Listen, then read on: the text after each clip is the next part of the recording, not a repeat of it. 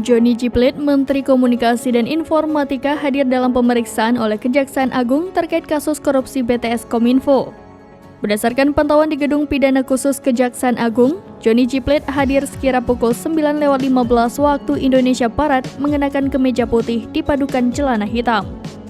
Tampak sang Menkominfo turun dari mobil Toyota Fortuner berwarna hitam. Ia tidak memberikan sepatah kata pun saat awak media meminta tanggapannya. Johnny G. Plate hanya melenggang masuk ke gedung Pitsus dengan pengawalan ketat para ajudannya.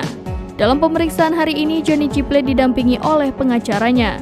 Sebelumnya, Kejaksaan Agung telah melayangkan panggilan pemeriksaan ketiga bagi Menkominfo Johnny G. Plate. Pemeriksaan ini merupakan yang ketiga kalinya, sebab sebelumnya Johnny G. Plate telah diperiksa Kejaksaan Agung pada Selasa 14 Februari 2023 dan Rabu 15 Maret 2023.